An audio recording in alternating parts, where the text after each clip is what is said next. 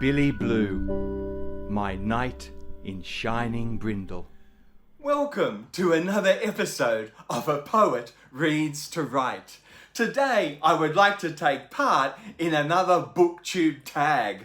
This is the Spring is in the Air tag, and it's an original tag created by Daniela at Uncommon Reader and by Reney at Beyond Books. And I was tagged by Stuart at Stuart Griffin and by John at Disquiet and Dragons. Oh, I love any stories about dragons and monsters. Disquiet and Dragons. Oh, John, you've done such a great job of coming up with that channel handle. I love it. Oh, boy. Disquiet and Dragons and Cobalt Dragon. Oh, Elaine, they are two channel handles I would love to steal. All right, prompt 1, Spring Chicks, a book that makes you feel warm and fuzzy. This is an interesting type of tag for me. As I've said in previous videos, I didn't come from a home that was bookish at all. The only books in our family home were the Bible and books by Billy Graham. So my first book was an illustrated children's Bible. And, you know, I love that book to bits. I read it many times. I, in fact, kept it and cherished it and gave it to my own kids, as I had my own 4 children. So I wasn't a reader as a kid. I actually hated books. I was always outside playing games, you know, involved in a lot of sports, all sorts of things. But as a young adult, when I went to Sydney University, I met someone who shared their love with me for the Susan Cooper, The Dark is Rising sequence.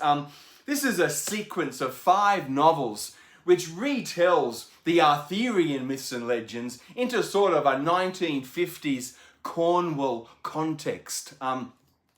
I absolutely love them, and I'm so thankful that this series was shared with me. And, you know, I discovered them for the first time as a young adult, but they are a series now which I return to certainly every 2 or 3 years, sometimes a little more frequently than that. And I just love them. I used to own them in very cheap second-hand paperbacks, which literally just fell apart because I reread them so often. So a couple of years ago now, I bought this lovely hardback, brand new set of the 5 books, and this is what I now read. These open beautifully in the hands. They're quite cheap hardback books, but as you can see, they open beautifully in the hands. They're on quite cheap paper, but they're a good reading experience. They'll certainly get me through the next 20 years, I imagine, which will be the end of my life. So yes, a book that makes me feel warm and fuzzy. Susan Cooper, The Dark is Rising. As I said, this is a series of books that retells the Arthuriana legends into 1950s Cornwall. Children are the heroes here. They're helped by Merlin, who in this book morphs into Great Uncle Gummery. He's a fabulous character who just knows when to step in, when to take a backward step and let the children solve their own problems and complications. There's a lot of humour in them. It's fantastic. You know, they are books, obviously, that are very reliant on that binary oppositions of good and bad, you know, the dark and the light. But they're a hoot to read. They're an absolute hoot. I just love them. The Dark is Rising sequence by Susan Cooper. All right, prompt 2, April Showers, a book set on or near water. Oh boy, this is a book I have also talked about now in several of my past videos. Tim Winton is a Western Australian writer. about the same age as me, maybe a little bit older than me. And this is a classic work of magical realism that he wrote called Cloudstreet. This book opens with a large, very evangelical Christian family, as we discover them to be. And they're on the Swan River in Perth, and they are prawning. So they're wading through this river, throwing out the cast net, trying to bring in prawns for the family to eat. They are a very, very poor family, but very loving, a very beautiful, loving Christian family. And during one particular night when they are prawning, a young son gets caught underneath the net, and he gets caught up in the net and he near drowns. And by the time they get him out from underneath this net, get him up onto the dry land again, perform CPR on him, they bring him back, but he has severe intellectual disabilities. And his nickname becomes, of course, Fish. This is an amazing story of this family. They go to this huge ramshackling house set in Perth after World War II. And this house, on one half of the house, the family that's inherited is this large, a complete opposite end of the spectrum. It's this large family. Dad is a compulsive gambler and drinker, loses everything. Mum is on and off with sex work, making men's meat. They've got quite a few kids. So they decide they're really at wit's end when they inherit this huge, ramshackling, very old house. So they build a wall and they subdivide the house right down the middle. And they decide to rent out the other half to pay for the family's mistakes. And so the Lamb family, this Christian evangelical family, they move in next door. And this novel sees the children grow up in and out of one another's company. Their values as families, their values as people are so diametrically opposed. They're all people, though, that are, to a certain extent, they're loving people. They do damage to one another through mistakes and through faults of their own personalities. But they're all trying to make ends meet and do their best and make do with love and with relationships. And it is a beautiful book about reconciliation, forgiveness, redemption, second chances. I just love this book. This is one of my favorite books of all time. I love magical realism as a genre, and Tim Winton's Cloudstreet would be one of my favorite books ever. It's a beautiful book. It's a book that just makes you feel better about being human. It makes you believe in humans. It makes you hope for your own second chances and forgiveness, for redemption. It is a beautiful book. I think Tim Winton, he is a Christian writer, and he just offers so much hope. This is a magnificent book. If you want a real beautiful book that's a really warm book of hope, Cloudstreet. Ironically, many Christian schools in Australia ban this book, even though it is written by a Christian author. There you go. The inconsistencies and paradoxes of book banning. So this is a banned book in many Christian schools in Australia, but it's an absolute gem. I can't recommend it enough. Tim Winton, Cloudstreet. Oh boy. All right, 3, spring break. Talk about a time you took a break from reading. My whole childhood. I hated reading. I hated books when I was a kid. I didn't get it until I became a young adult. And, it was first when I was at my own Christian school and I discovered the Narnian Chronicles of C.S. Lewis. And, for there it was just a little hop, step and a jump to the grander enchantments of Tolkien and Middle-earth, of course. And from there, I've never looked back. I've just read and read and read. Now that is my job. I work full-time as a reader and writer, writing poetry, reviews and essays. I've never had a break from reading. I'm always reading. It's how I earn my money now. I don't remember a time as an adult when I was not reading. I've just fallen in love with books. Books have just taken me over. Oh boy, I guess apart from my Billy Blue and my little grandchildren and my own children, books and my Billy Blue, they are the love of my life. All right, prompt 4, swallows. Homecoming. Oh, I love swallows. I'm a real twitcher. I love birds and swallows. Oh, I think most people have a soft spot in their heart for seeing the return of those home swallows.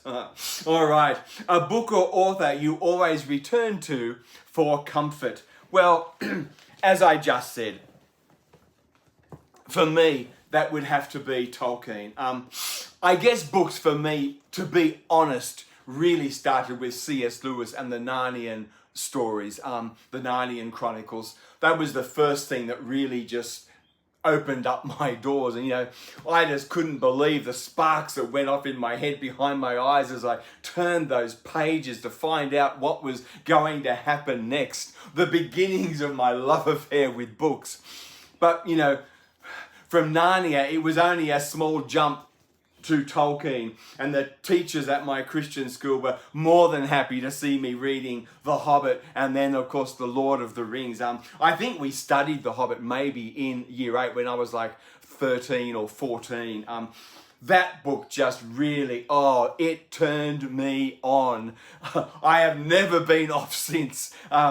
So for me, if there were books, that really are my homecoming to books, it really started it all for me, it is Tolkien, The Lord of the Rings and The Hobbit. I just love them to bits. These are the first, Mum bought me this beautiful hardback copy of The Hobbit. It's not a first edition, of course. It's not valuable in its own right, but it's a beautiful hardback book that I've lived with all my life. It is now falling apart, so I don't read this copy anymore. Likewise, my beautiful mum, when I turned 18, she gave me this beautiful edition of The Lord of the Rings on this what we call sort of Bible paper, isn't it? It's a really thin book, but it's got all, 1,500 pages with all the appendices and everything, the full 3 volumes of The Lord of the Rings. It is also really falling apart. So this also is not a book I now read. I now have different editions of The Hobbit and Lord of the Rings. But this is the beautiful edition, the hardback edition of this that my mum gave me. And when Mum gave it to me, this was the most valuable book in my possession. It's not a valuable book in its own right as well, I guess. But to me, sentimentally, it is so important. And Mum has written in this book for me. My mum. And then this book by Tolkien has got that classic, the essay on fairy stories and a few other bits and pieces, Leaf by Niggle and stuff. It's just a beautiful read. It's a real hoot, this book. I love it. All right. Blooms. A book that starts slow but blossomed into one of your favourite reads. Well, for me, that's an easy choice. This is not a book I'd ever heard of, but about 12 months ago, the Folio Society had a sale on, and one of the books on their sale table was this book, The Buried Giant. The Buried Giant by Kazuo Ishiguro, the Japanese-British author. And it's a beautiful edition, like everything from the folio. You can see it's just a magnificent looking thing. Opens beautifully in the hand. It's fully illustrated. I've got marvelous illustrations, I think. There's a beautiful YouTube video, actually, with Jana Hesseldorf, Heidelsdorf, I think it is, who did all the illustrations for this book. And her enthusiasm of having Folio come and knock on the door to see if she would illustrate this book. Oh, it's just a gem of a video, this interview with her, her excitement, her passion. And she just couldn't believe her luck. And I think she's done a marvelous job with this. The illustrations she's come up with are just beautiful, very atmospheric. This is an amazing slow burn book. This book doesn't only start slow, it is slow from start to finish. And it is not, in some ways, I guess, therefore, an easy book to read, because you're not turning the page to find out what's going to happen next. This is a real slow burn. It's a character-driven book. It tells the story of this beautiful old couple, post-Roman Britain, during the time, between the Romans exiting and maybe the beginnings of the Anglo-Saxons coming in. So it is a real time of upheaval, of possible invasion, of land grabs. It's that early medieval world, so it is a world of violence, the ending of the Roman law. And this book, it really is dealing with the legacies, the trauma of war, and the impacts of war on human beings, on small people, the casualties. It's an amazing story. This is another book, a beautiful book about forgiveness, second chances, redemption. It's just a book that makes you feel better about being human. It's a majestic read, but yes, it is a very slow burn, very character driven. You just meet this old married couple who have the most majestic relationship with one another. It's a relationship that is just built on so much love and softness and trust. And they go on a type of pilgrimage to find their own son. And I think we all know what's happened to their son. It's a book that raises the idea, the question of, the importance of maybe forgetting in dealing with the trauma of war. So in some ways, it is a book about forgetting. And how do you write a book about forgetting? Because a book is all about remembering, about evoking, telling the story. So it's an amazing thing. And I think Ishiguro, he's just done the most incredible job. This is a majestic read. Like Cloudstreet, this is, one of my top reads of all time. It's a beautiful, beautiful book. I really recommend it. The Buried Giant.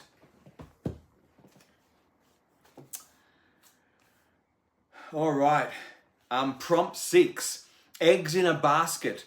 3 books on your immediate TBR. Well, as I just said, about 6 months ago, the Folio Society had a sale, and on their sale table, they had a lot of their Gothic works. And since I've been involved with BookTube, I've been really inspired. I haven't really read science fiction and horror were real blind spots for me. But since joining BookTube, I've been so excited and by being introduced to horror and science fiction. And I'm a little bit slower still into the science fiction, but I have really leapt into the horror. So when I found out that Folio was having this huge sale of some of their Gothic works, I bought up big. They were all, more than reduced to half price. So I've got Stephen King's Misery. I've got the complete works or the tales of H.P. Lovecraft, who's an author I'm nervous as hell about a reading. I know how notorious his racism was, so I have no idea what I'm going to make of this. I have never read any Lovecraft. I've never read any Stephen King. So I'm really looking forward to the Stephen King. I'm not sure about this, but I think I will enjoy it. But I'm not sure. Certainly Stuart Griffin and other people on YouTube have reviewed his works quite positively. So I think I will enjoy it. I'm certainly looking forward to the challenge. Here, of course, Stevenson's Dr. Jekyll and Mr. Hyde. This is the beautiful little thing illustrated by Mervyn Peake, whose incredible Gormenghast trilogy you can see behind me there over my shoulder. I love Mervyn Peake as a book illustrator. And this thing, the Jekyll and Hyde, my goodness, Stevenson is just the most amazing writer. He's so richly evocative and dramatic, and he's just a natural born storyteller. Treasure Island, it doesn't matter what you read of his Kidnapped, they're all just an absolute hoot. And Jekyll and Hyde is no different. So I have read this book quite a few times, but I'm looking forward to reading it again in this beautiful folio edition. Here I've got Dracula by Bram Stoker. This is also a book I have read before, but I haven't read it for a long time. So I am looking forward to rereading it and spending time with this beautiful edition by the Folio Society. And then here I've got the incredible Something Wicked This Way Comes. What a title. Oh boy, the classic Ray Bradbury book. This is a delightful edition brought out by the Folio. You can see the comic brilliance of the cover there. All of their books, you know, they just open so beautifully in the hands. They're all illustrated. This has got amazing, it's almost graffiti type, horror type stuff. Really interesting. I've never read this. I can't wait to get into it. I think I'm going to really enjoy this. All right. 7.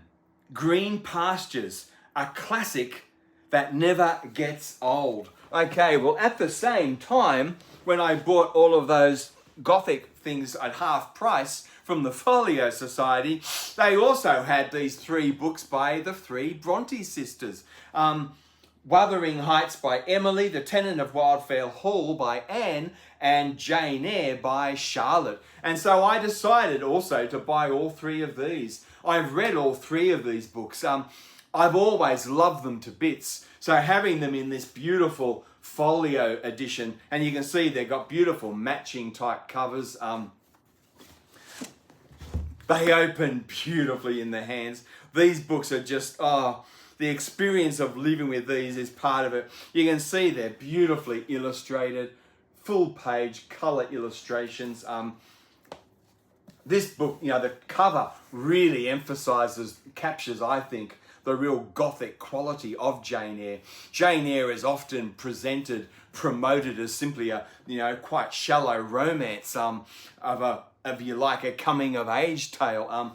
It's got so much more happening than just that, and it is an incredible Gothic tale. And this cover by the Folio Society, I think, really encapsulates that Gothic quality of the text. I love what they've done with these.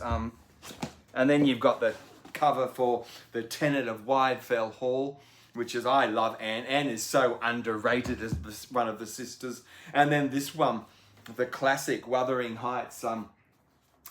I've just, oh boy, that incredible poem Wuthering Heights, and all, you know, Hardcastle Crags and all of that stuff. The Great Carbuncle by Sylvia Plath. My introduction to Wuthering Heights, believe it or not, was through the poetry of Sylvia Plath. And that's how I came to this novel myself. And I just absolutely love it now. But I never reread this book without having beside me on the table Sylvia Plath's poetry. And I just love reading that Yorkshire poetry.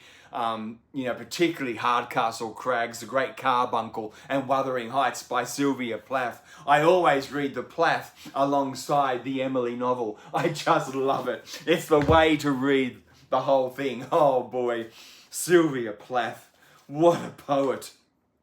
All right, so that was my Green Pastures. Wasn't a classic that never gets old.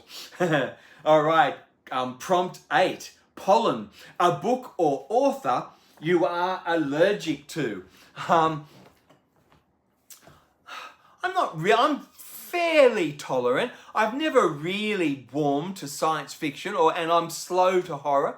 But now that I'm reading horror, thanks to BookTube, I'm really enjoying it. You know, I've been reading all the Henry James and Shirley Jackson. I've got a wonderful biography of Shirley Jackson, which is just a gem. I've really enjoyed reading her novels.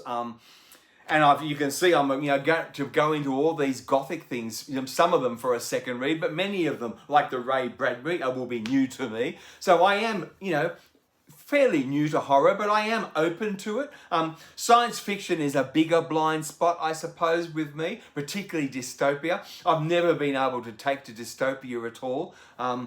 But I'm going to give it a go as well. Daniela from Uncommon Reader has been challenging me to maybe have a buddy read with her, and she'll read The Hobbit and I will read one of her great sci-fi classics. So, I'm going to start getting into sci-fi as well. I guess the only sort of book that I am allergic to, I think, there is a type of poetry, this will take you by surprise, but there is a type of poetry which is willfully obscure and obtuse, experimental, just for the sake of being complex. You know, I find that sort of poetry unbelievably self-indulgent, ungenerous. Ultimately, I think writing is about communication. And if you are deliberately trying to miscommunicate by being so complex and obtuse, I don't get it. So yeah, I'm probably allergic to some types of modernist and postmodernist poetry that is experimental, innovative, complex just for the sake of being complex. Likewise, there are some works of poetics, essays and literary criticism. There are some works of literary criticism on poetry and, if you like, the science of poetry, poetics, that is again, just incredibly obtuse. And to my ear and eye, it's just miscommunicated. It's just written so poorly that, you can't make head nor tail of what the person is trying to say. I am allergic to that sort of writing. I don't like writing that is so complex just for the sake of being difficult. I'm allergic to that, I think. So yes, there is a type of poetry, particularly often associated with some of the universities, a type of poetry and a type of literary criticism that I don't like to read. There you go. Pollen, a book that I'm allergic to. Yes, that sums it up, I guess. All right, Equinox. Two equal books in terms of page count. I'm going to change this a little bit, and in terms of these are two books representing the Equinox. Two books, they're not exactly the same page count, although they're very similar, but they are equal in my estimation. I have to start with this one, Homer's Great, the Odyssey. And I've always read the Iliad and the Odyssey before with those great translations by the American classicist Robert Fagles. I've always loved his free verse translations of the Iliad and the Odyssey, and they're the books or the translations I've always lived with. A year or two ago now, Emily Wilson, this young classicist, has brought out her own translations of both the Iliad and the Odyssey, and this is her translation of the Odyssey. This is a metered verse translation. She hasn't replicated the classical Greek meter that was actually used in the Homer poem. She's put it more into iambics and pentameter. But I love what she's done with this. I love reading this now alongside the Robert Fagles and looking at what she's done with this metered verse and just comparing it with the much freer, looser verse translation, the free verse translation by the Fagles. I love what Emily Wilson has done with both the Iliad and the Odyssey. And I love now reading the Emily Wilson translations beside the great translations of Robert Fagles and just comparing the metered verse with the free verse. I love it. But of course, as you know, Homer, the Iliad and the Odyssey, they've given rise to so many movies and books and all sorts of things. And quite a few years ago now, another appropriation of Homer's The Odyssey, well, there's great work by Derek Walcott. This again is a book-length poem, so it is a book, just like the Iliad, it's a book containing one poem. So it's a book-length novel, a verse novel if you like. And this is the homecoming to the Caribbean of this family, this group. And it's another type of homecoming, another type of Iliad, only set in the Caribbean. And this is Derek Walcott's great contribution. This is marvelous. It's so richly evocative and dramatic. The language is just full of drama and tension. It's really, really evocative of that rich Caribbean culture. So, the food, the vegetations, the seas, the storms. I just love this book. The seagoing, the way that everything is centered around island life and archipelagos and It's a beautiful tale, again, of island hopping and that maritime industry, maritime recreation. This is the Odyssey brought home to the Caribbean. And Derek Walcott is a poet, Nobel Prize winning poet who I've just always loved. And this book is one of his best. I love this, Omeros, if you like, an appropriation of Homer's The Odyssey. It's a marvelous thing to read. All right, the spring is in the air. This wonderful tag by Daniela at Uncommon Reader and Reney at Beyond Books. And I was tagged by Stuart at Stuart Griffin and John at Disquiet and Dragons. And I will tag some people down below. I know spring is almost finished, but this can be a reflection on your time in spring if you like. Of course, it's interesting, isn't it? I'm an Australian. We are not in spring, we are in autumn. We're in the southern hemisphere. And the other interesting thing, of course, is in Australia, we don't even have a fall, really. Because our soils are so ancient and sandy and very nutrient deficient, and it's so hot and dry. Australia is a really hard place to make a living. So nearly all Australian native plants are not, of course, deciduous. All of our native plants are, of course, evergreen, because this is just not a place where you can have a massive growth in spring and then through summer and then just drop all your leaves and go to sleep, if you like, and then come back to life again in spring and summer the next year. It's just not a place where you can do that. You need to just be able to grow at whatever time there is a little bit of plenty around and just grow slowly throughout the year, because there is never going to be a time of great plenty. We don't have that type of spring in the southern hemisphere. In Australia, it's a hard place to make a living. So nearly all our trees are evergreen. So we are not in spring at the moment. We are actually in autumn, heading into winter. And we don't have a fall. We have all evergreen trees. So there you go. The Australian perspective on all this interesting seasonal topsy-turvy stuff. So welcome to my Australian version of Spring is in the Air. Thank you and bye for now.